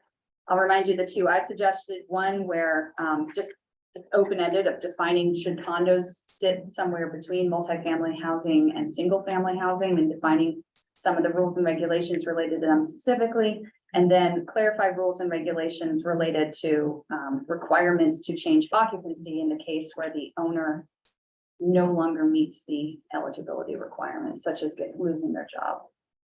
So I'm sorry if anyone else had any additional things specifically, I didn't jot them down that needed to be added. Wasn't one of the things with the Freddie and Fannie Mae is how much of these things can be owned by a single individual? That's the condominiums That's restriction. kind of- Does that apply to anything? That's a Utah state law, That's federal. federal law. Okay. And I don't fully understand. That's just for condos, regardless if you're HDHO or. not. Exactly. It's just condos across. So I the think the board. larger spirit of that is looking more closely at how the HDHO ordinance and the rules and requirements, just the whole structure of the ordinance, kind of layers on top of federal regulation. I think that was something that was overlooked, which is understandable. Yeah, 'Cause yeah, we didn't even know about this added complexity. right. So just looking at that. and Making seeing- sure it doesn't. It- Federal. It's hamstringing for sure. and seeing- Yeah. Just looking at that, if it's what we want it to be or not. Yeah, great. Okay. So going to number two, then, this is similar to number one. Except that it specifically relates to the. I thought this was the case already, because the 122 unit apartment. So currently they are struggling to prove to HASU that they are a local entity, which is so ridiculous. Okay, so one and two are kind of the same. Yeah, Okay. especially when it comes to multifamily. Obviously, I don't think we care that the owner manager of an apartment complex is a local versus somebody from outside. When it comes to rental units, they're only gonna be restricted to occupancy naturally. So there's no reason to make the landlord for an apartment complex be a local actively employed household, Well, and right? it only kicks in at sale. It only kicks in at sale. But So that's the thing, that's like, when they have. to be When they approved. sell the the whole apartment project as a whole, Uh-huh, because the units don't get sold. right, exactly. Those are, And that's what I'm saying, like if the developer builds it and then sells it. yeah, what you're and that's saying? what's happening right now with two of our projects. They're getting Oh. sold to a different developer. And that's I see. causing a problem. So one applies, I made that trade-off, one applies to all projects, two is that same trade-off applied specifically to multifamily apartments that would be rented. And I guess the concern there is that if it, like you said, it gets sold to a large large investor, rates go up. That would be the argument of not adopting this change. The argument for would be, Well, we're gonna get a lot more. we're gonna get a lot more and there's gonna be price controls just based on the supply. Yeah, and they're still limited for occupancy, so you would hope that naturally the rental rate would be That would moderate the rate, regulated. wouldn't it? Yeah. naturally, yeah. If some huge investor, somebody comes in and tries to start buying a ridiculous amount of units or housing or You something, mean we're talking about this like theoretical. family housing units that are for sale Um, or, because that's the Yeah. decision you have to make. It's- yeah, It's either gonna be an apartment, multifamily project that the units are rented, then we shouldn't care who owns it. Yeah. But for anything that's being sold. Yeah. Individual units, that's when we should care. that's what I'm talking Yes, about, yeah. yes. Is there a way for, if we were to say like, okay, fine, we don't care, like whoever can own, like you're talking, you just brought up that point of. We don't see any evidence of somebody coming in and buying huge swaths of properties. Specific to out of- developers and investors was the Yes. point I was making, not second, that the home is sold to the person who meets the eligibility requirements and they sell it to somebody else. Yes, So I wasn't talking about that transaction.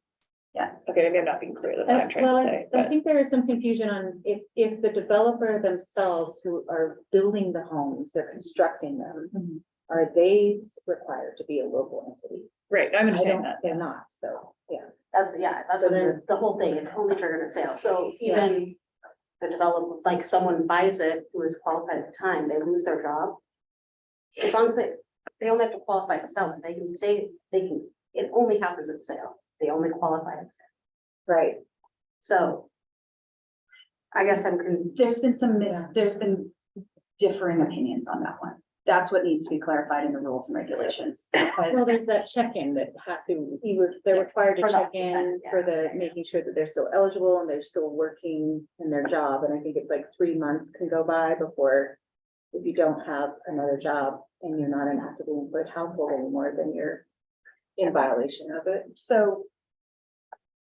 But one That's- thing I do think it would be important, and tell, if you guys disagree, that's fine, to have Hasu present at that workshop. Oh, yes, Okay, absolutely. okay, Yeah. I just want to make sure. we're you guys- gonna Yeah, check we with- got that. Well, I haven't confirmed it with Laura, Okay, but great. I will. Okay, great. Make sure she's Yeah, gonna be that'd be great. present. So we've talked through 1 and 2. Number 4 is what we're getting at to. Let's quickly talk about 3. Accessory dwelling units should not be restricted to ADH. ADUs are more often than not rental units. They cannot be sold individually. They may be occupied without a lease by a family member or local workforce. ADUs are strictly prohibited from being used as nightly rentals already, and they naturally serve local residents of all types. Do we have in our code that ADUs must be ADH or is this If they're in the ADU? so this is something I was kind of like blindsided by. City. That if they're in the HGHO district, then they're regulated by the HGHO zoning. No? Like for an HGHO, like let's just say for like a small HGHO project that's like maybe a 5-lot subdivision. And and then they want to build an ADU on one of those lots, is it regulated by the HGHO? Do they have to be a qualified? well, state law would prevent us from not allowing them to build. No, they could build it, but do they have to, does it have to be? And that's, yeah, and that's occupied? why I think that it would probably have to be occupied or have to fall under HDHO if the property itself is Right. deed restricted based on the Right, the underlying property is zoning. deed restricted, Hmm. yeah, So it So- would have to, they would also have. to that qualify. is something that's been brought up, That that means you maybe we couldn't let shouldn't it- be restricting ADUs that way, because. You couldn't let your mother live in your ADU on your home, that Right, that you would be qualify as weird. an HDHO owner and occupant. That seems very Well, as long as you remain, Unintended. unintended. I mean. As long as you were the owner of the property. And your mother was living there. Technically, it would be part of your household, part of your dwelling unit. You qualify, that would. So Say by she would extension, qualify. she would qualify, because she's part of the household, but if Right. it was, I don't know. Well, it's So a like, separate hold unit. on, so if I bought, like, let's say I I would was think- I would qualified, defer I to moved Steve. to Salt Lake, Yeah. I keep my ADU for myself. And then like, I see the counter argument forming for that, because then it's like, When Oh, you I- move to Salt Lake, you no longer would meet the requirements of occupancy. Right, You but I have to can, rent it to another. but I can keep that place for, like, I could come down, I'm just seeing like how I would like weasel my way through that. I mean, Currently do 50% of adults though, so if they're your housing units and both of your parents live into your ADU, you are no longer eligible to live in your home. Yeah. That seems, that something's funny there. Because now 2/3 of the housing unit would not be eligible. I mean, Let's get Stephen's opinion on it, both before the workshop. Yeah. But like, I think. that's something he needs to weigh in on and look at. Right. Okay. That'd be good. So now we get to number 4, the idea to remove ownership restriction altogether has been brought up. We already heard some commissions state very strongly that this is not something that they are open to moving on. So I think when we talk about viability, this is on the lower end of the viability of passing through the commission. Can you explain exactly what you mean by that? So in the city of Moab, they have some properties that have a requirement of a certain number of units be occupied by actively employed households, but they don't enforce that those units be owned by actively employed households. So in the city, somebody who wouldn't meet the requirements can own the property as long as they rent it to somebody in the workforce. In the county, under this rule, I could only own that property and rent that property to somebody who was eligible. I was eligible and they were eligible. So we have a heightened standard in the county that requires these units be owned by a local. Now, the argument for that is that uses the ability of locals in our workforce, their ability to pay a mortgage as the natural price cap of what these units can sell for on the market, since in their state doesn't allow us to put a physical price cap on units. So it uses the dynamics of the market to control for that, local supply and demand. It creates the secondary market for local members of the workforce. The argument in favor of this is many of our people, particularly our seasonal workforce, are never going to buy a home, but they are desperately in need of rental stock. And if there are people who don't live here who are able to build more of these homes and rent it to them, even in the case where that rental would go up, it's still kind of governed by the local supply of rental units. And it would most likely bring that price down so that more of our seasonal workforce could afford to live here and not live in their cars, for example. So that's the trade-off between that argument. One thing I'd like to chime in on there, just so we are clear, and please, Lisa, just direct me if I go astray here, but it's, I think, important, and I think I often hear like we lose sight a little bit of this with the HDHO.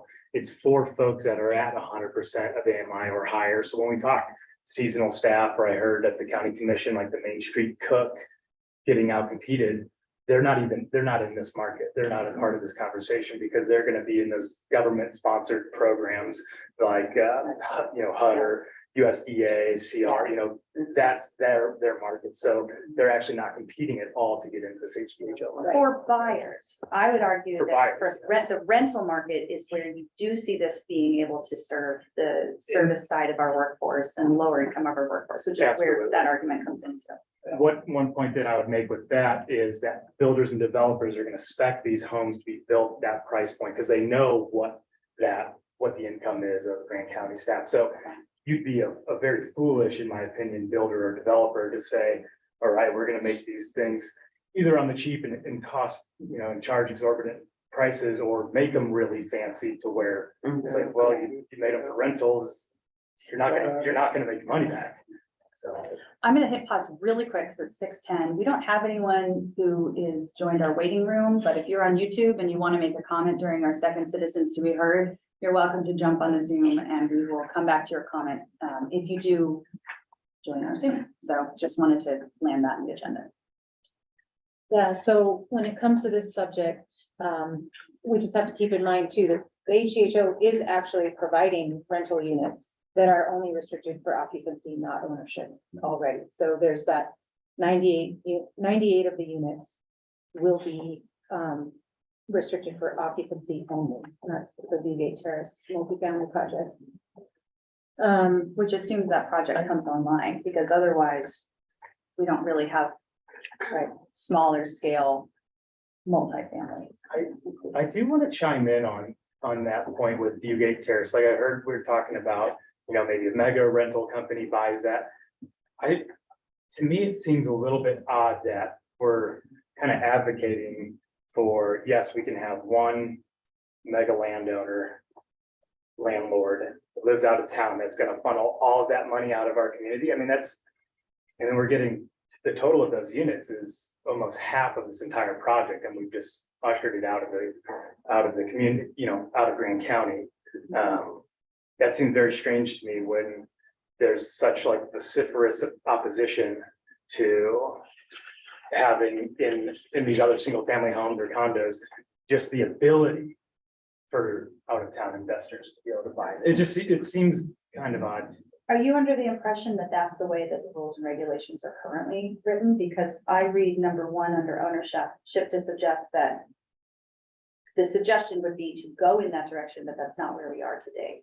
In terms of the ability for an out of town owner of this apartment unit. I'm speaking just specifically to multifamily. So number 2, but I think this is another area where we probably need Stephen to weigh in on, is the rules and regulations as written, do they need any clarification regarding that? If this is suggesting number 2 here, that that's not the current place, but you're under the impression that it is, Steve, I think we probably need some clarification. Can someone who doesn't live here own an apartment building that and Currently, still qualify for no, but there's like, they're trying, the workaround is like somehow, and this is something that we're working with Stephen on currently to interpret, is how would an investor or a person who would want to own the apartment property, build it, and then manage it, establish themselves as an entity, local entity in Moab, so that they could qualify through HASI to be an actively employed household. That's where we're at right now with multifamily ownership. It still is required to be owned when they're selling it. And so they are selling that project. Does that address your Okay, question? so all right. So they were eligible at the time that they were building it, now they're trying to sell it. So they're trying to They're find not that gonna go. forward to be able to sell Right, it. and I just, my thought about that is that they shouldn't necessarily need to be. I get that the money is going out of the community in that case, but I always thought that the point of the deed restriction for ownership for units was more about regulating the market and making sure that outside investors weren't able to manipulate our local market by having all this money to spend. You know what I mean? And And I hear that. I would say like the counter to that is if it's opened up to anybody, then it just increases the ability to get these things built for people in houses, period. It's just increasing the housing stock. And it'll right, be it's a increasing the housing stock argument versus the idea of like ownership. trying to help home ownership as a goal for a certain segment of our community that can't own homes. So this is where I suggested another thing to add to this list for potential discussion is that decreasing requirement with subsequent phases rather than a just remove the occupancy requirement altogether. Is it more viable if that occupancy requirement is decreased as the number of units built goes up? Would maybe a middle ground to what you're putting out there? And again, there's arguments for and against, but And I actually don't know though, Emily, because on that, when I think about what's left to be approved for the HGHO, if we're talking about HGHO, there's only PQs left, and they're the only one that has a phased project, and they're already set on how they're gonna phase out everything, and they're doing 80% per phase, and they kind of worked it all out. Okay. So I don't know at this point if we wanna, propose something different with that project, but that would be the only one that would apply.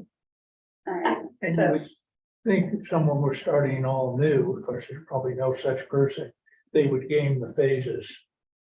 Phase 1, 10 houses. Phase 2, I think 40. you could put controls in there, Yeah, you like could a put certain controls. percentage of houses do need to be built with each phase, but yes, I think that's reasonable. So maybe not so much phases as like percentage or tiles or something, but it's moot anyway, as Elisa points out. So that goes through 4. Number 5, I suggested of just some clarification of should condos lie somewhere in the middle of the spectrum, especially as we tug on items 1 and 2. And then Did we go to? so the, under ownership, page 16 of our packet, 1, 2, 3, 4 is the idea to remove ownership, and then A through E are the considerations underneath that. And so I'm saying 5 on that list is other potential options is condos being treated distinctly, and then number 6 could be, and actually this applies to all of them, but just clarifying rules and regulations with regards to ongoing eligibility in the case of being eligible at the time of sale and then not. And maybe that's moved too. We need Stephen to weigh in on. So are there any other potential levers we see as worth discussing beyond the definition itself, which we're going to come to next? We can add more at the workshop, but again, this is just to help frame the conversation.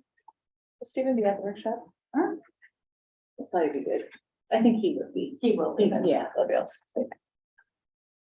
All right, let's go to actively employed household definition. And again, there were some very strong opinions by some commissioners that they were not open at all to entertaining a change to the definition. So just keep that in mind. Opinions otherwise were sort of not clearly articulated. So that's the workshop. But again, we've kind of rolled through this several times as a body. I don't know how useful it is to go through this list once more, unless there's anything that should be on this list that isn't. For example, right now, in our current definition, you could be qualified by having a student in grant schools. No, that's something we talked about. We talked about having a student in the school district, which would leave out preschool children, you know, is that even like, what are the possibilities here? So working mother, working parents, if you have a household where one parent is a full-time employee eligible under HDHO, one person doesn't work and provides work through childcare, you know, cares for their own children, and maybe one person works part-time, but doesn't meet the eligibility requirements, that household could not live in an HDHO unit. They couldn't even rent. Is that the intent?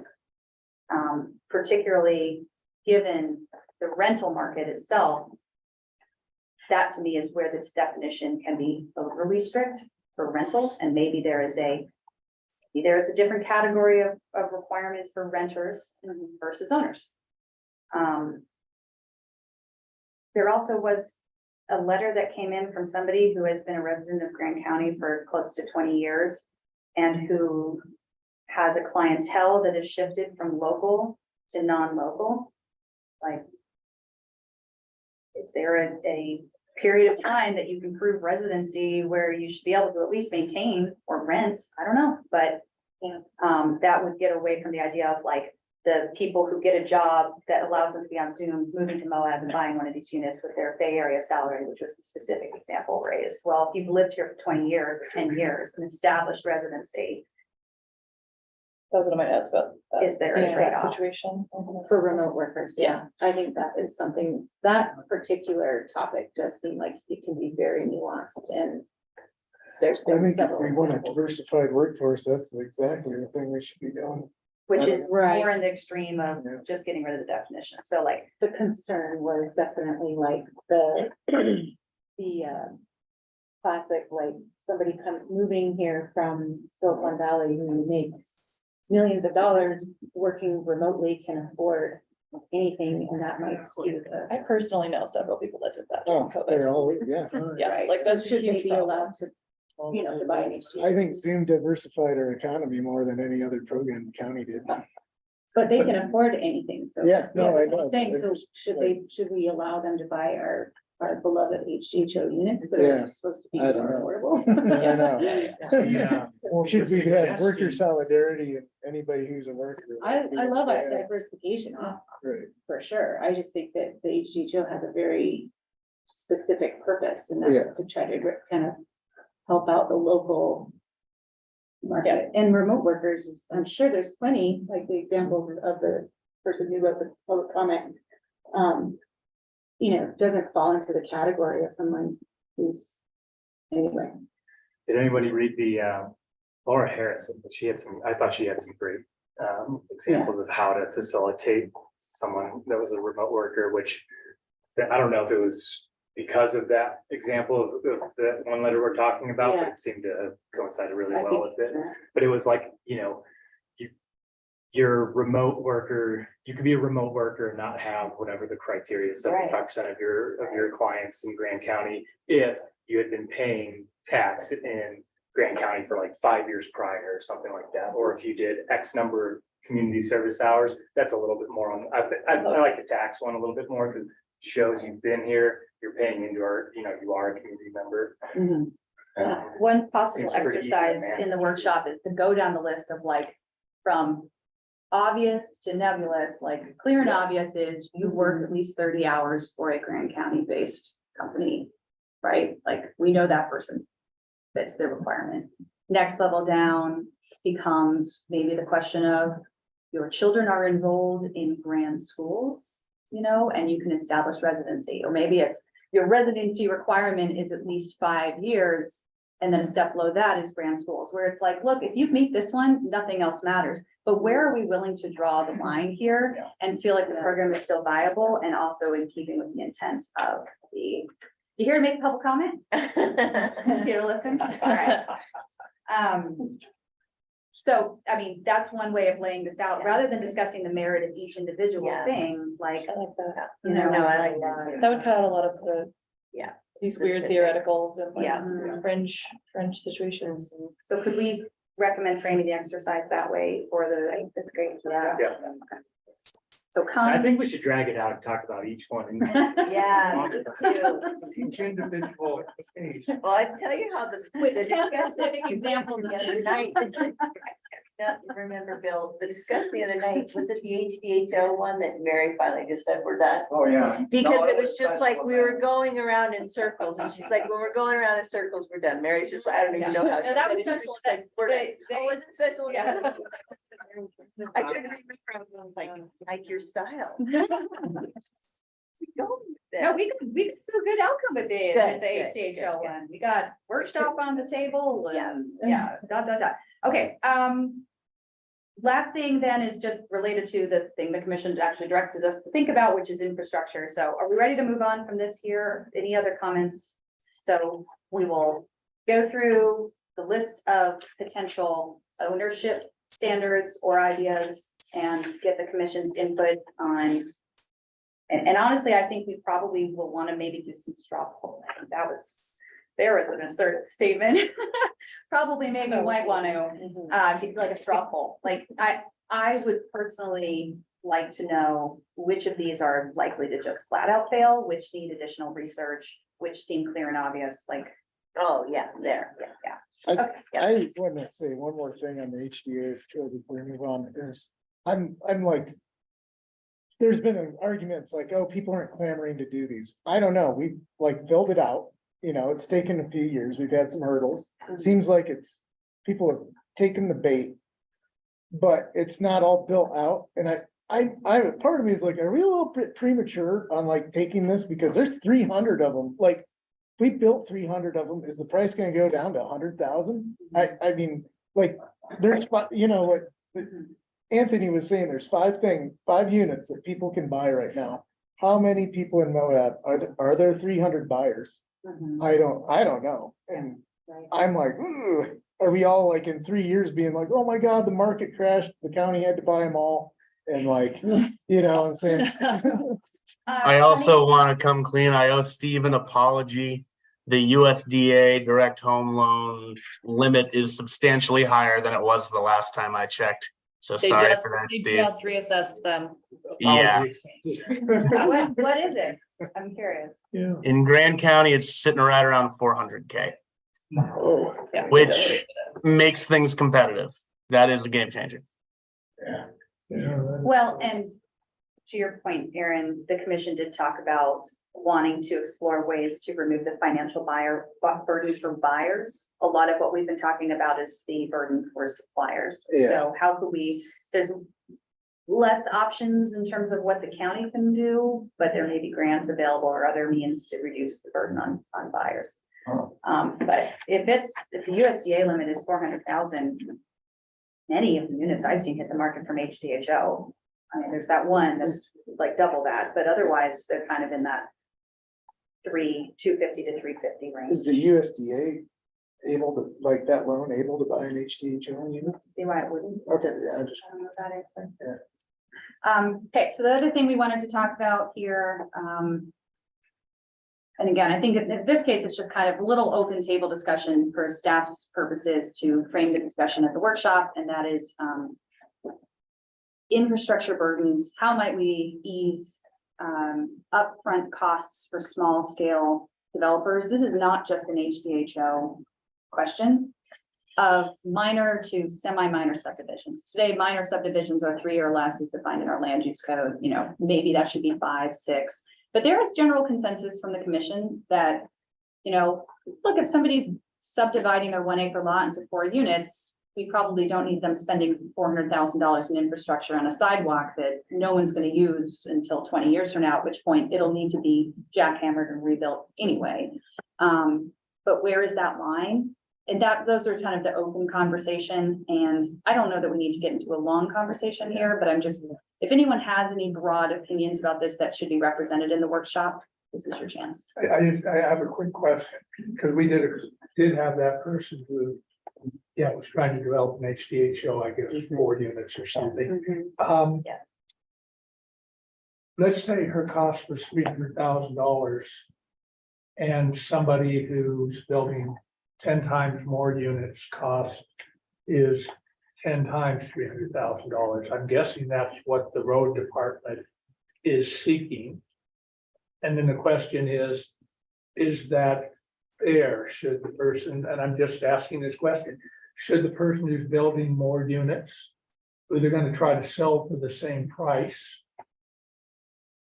be responsible for 10 times cost of infrastructure if you were actually to give, just say this other person didn't have to pay for any? I don't know what's fair. Should the small developer pay the same share, or is it only fair because they're only developing 4 units, not have to pay anything or only part of it? And then the question we will all be asked, again, I'm actually not advocating either side here, is who's paying for it? Is it going to be taxes to pick it up? Or is it going to be shifted over to bigger developers? So the that's that thing about the individual case is compelling. It just seems awful. Yeah. When this person wants to do it and they've got family and they're all local workers, I think 100% of the thing will be, but I don't know how you thread this needle.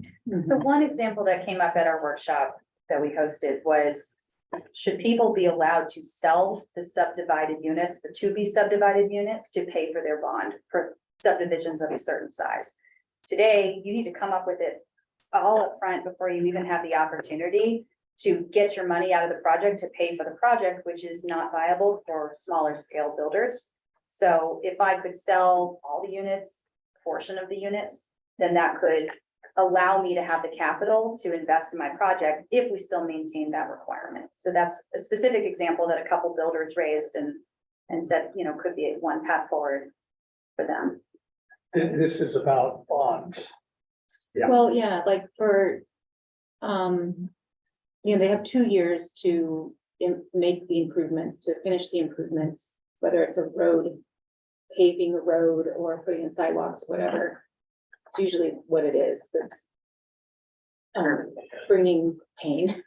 And so after those 2 years, if that's done, then you have to get that inspected, get your bond release, But you paid for all of that at that point. And then, once that's all inspected and approved, and the improvements are accepted by the county, then you can sell your lots. But yeah, so what some of the landowners have been wondering is if that could be flip-flopped somehow. Got it. So you'd still end up paying, Yeah. but you'd pay You at pay, the back end, which is a little dangerous, but not, but Right. still you'd be paying your share. The project Yeah. will pay And I for itself. seem to remember too, with the one specific example of the HDHO on the Vanderfield Yeah. subdivision, it was such a minor subdivision that we were applying large subdivision Yeah. requirements Yeah, on them. right. And it was like, this is gonna be absolutely wasteful. It's nonsensical in every sense of the word. well, and yeah, that gets into like the bigger picture of, do we need to re-evaluate the plan for road improvements in the county overall? Like, are these roads actually going to be, do they need to be widened to this 80-foot right of way?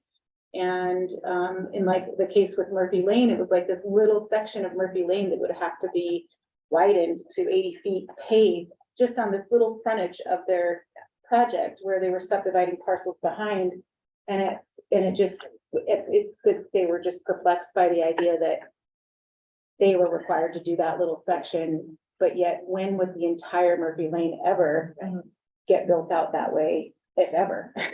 So, I'm gonna throw out Yeah. a suggestion, you guys can shoot it down, that's fine if you wanna keep parsing this out, but to me, we need bills, Mhm. the two bills, In our new county engineer. yeah. To me, we need their input on this, right? Yeah. Like what is making sense? I mean, I don't think any of us really have the expertise to talk about roads. No, it would have to be like. a And full- like, I'm sure Bill Hulse has that threshold, like, here's where I think that threshold lies, Mhm. right, as far as developments. Yeah. So the county Yeah, commission like a specifically density. asked for a Right. workshop before we move forward on that. Mhm. And, you know, option one is at the workshop, we say, look, on this particular bucket, there's those 3 buckets. Let's just move forward and allow staff to work with Bill Yeah. Jackson, Bill Holtz. Yeah, Rather that's than great. us circulating. Yes, Yeah, I think they'll be down Okay. with that, yeah, great. okay. That relates to like broad-based change potentially. I still do think there's merit to discussing just like the ordering and sequencing, but that would be a Bill Holtz question. Right. So, but we'll need direction because the commission gave us different direction. The commission asked, the commission wanted to schedule a workshop and then send it back to us and we decided And on a joint one. I'm gonna look to Bill for a second, because I felt, this is just my perception of when that was thrown in. I felt that, I don't know, I felt like there was a little, like people weren't real clear in the direction. I mean, we were talking HDHO and then I think Mary- you know, minor Yeah, subdivision. Mary kinda- Yeah, and then I think that it was kind of an aside. That's what I got. I agree. Did you agree with that? So, I think I mean, we I were- think you're right in saying we touch on that at the workshop, but Yeah. we say, are you okay if we go in this direction? That's the Are point of you the guys workshop. good with That's that? totally fine. Would you confirm as well in your Yeah, staff report I at the can. next meeting and just make sure that that's clear? Okay, Because I did think maybe Mary had a slightly different. Mhm. right, Right. right, right, right, Combining the two gotcha, things, gotcha, Okay. okay. Well, that brings us to the end. Any people considerations? Maybe just before wrapping up that entirely, if this goes into workshop and like the HDHO and then the bonding and all the infrastructure improvements kind of split out, was there any need to make the subdivision improvements timely? Like, is it affecting like the Manderfield project? Yeah, which is. Or I like, mean, is there like, this is a stop fix because this is really holding up, you know, houses from being built for people? It's been kind of an ongoing struggle, and there's definitely been applications that have been pulled and they're now withdrawn because they couldn't move forward with those improvements.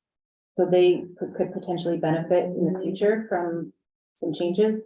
But I think with Manderfield, they're moving full steam ahead Right. and they're finding a way to do it. We so. did hear from one of the small scale developers at the workshop who has since, I believe, Mhm. withdrawn their Yes. application.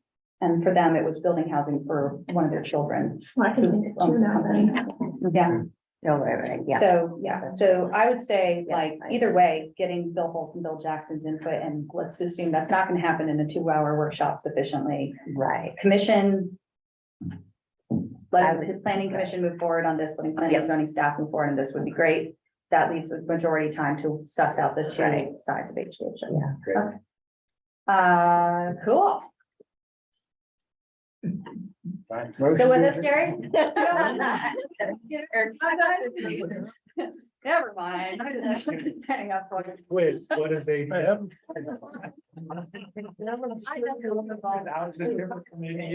Okay, future considerations, if not, I move that we adjourn this meeting. all right, all in favor?